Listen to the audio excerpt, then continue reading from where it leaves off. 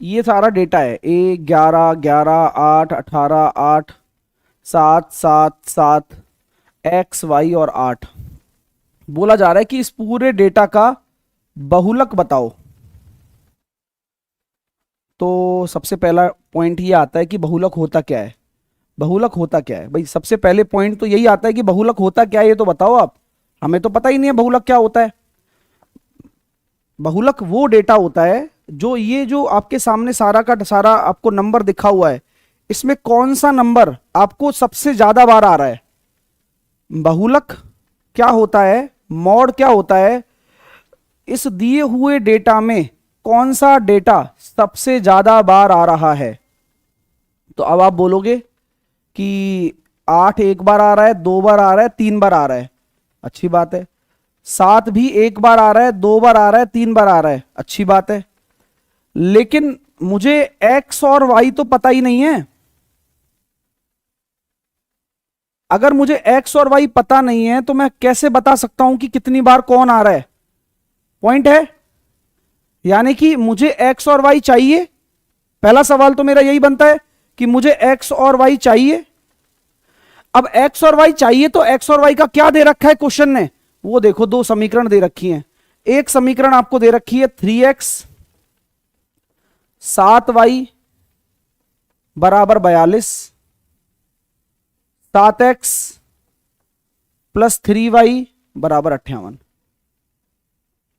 अब मैं आपका ध्यान इस सवाल से इन दोनों समीकरणों पर लेकर आना चाहता हूं कि ऐसी इक्वेशनों को सॉल्व कैसे किया जाता है।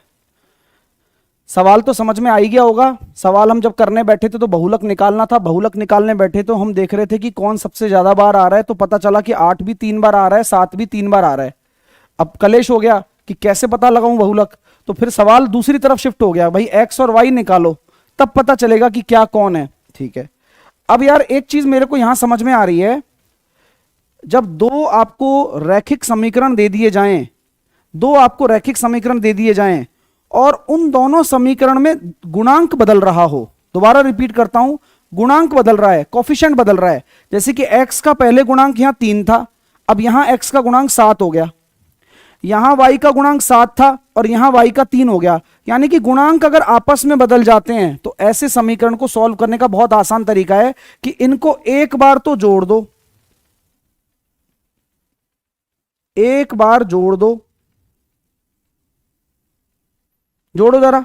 तो सर ये हो गया 10x, 7 और 3 10y, 100। यानी कि x प्लस वाई की वैल्यू आ गई 10। अरे वाह, एक बार तो जोड़ दो और दूसरी इक्वेशन निकालने के लिए एक बार घटा दो। तो 7 में से 3 गया तो 4x, 3 में से ये जाएगा तो माइनस का 4y बराबर 16, और x माइनस का y की जो वैल्यू आ गई वो 4 आ गई। यानी कि सर इसका मतलब x प्लस वाई भी पता चल गया और x माइनस वाई भी पता चल गया।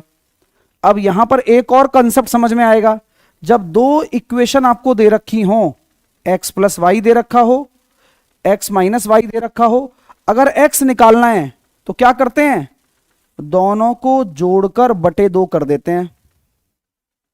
ये सॉल्व करने का हमेशा का तरीका है। 7 आ गया। और y कैसे निकालते हैं सर, दोनों को घटाकर बटे 2 कर देते हैं।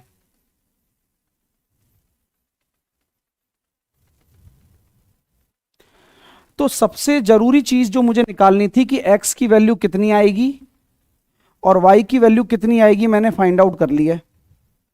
x की वैल्यू कितनी आएगी और y की वैल्यू कितनी आएगी मैंने फाइंड आउट कर ली है। अब अगर मैं यहां x की वैल्यू को रख देता हूं और y की वैल्यू को रख देता हूं, तो अब क्या आप पहचान सकते हो कि बहुलक क्या होगा।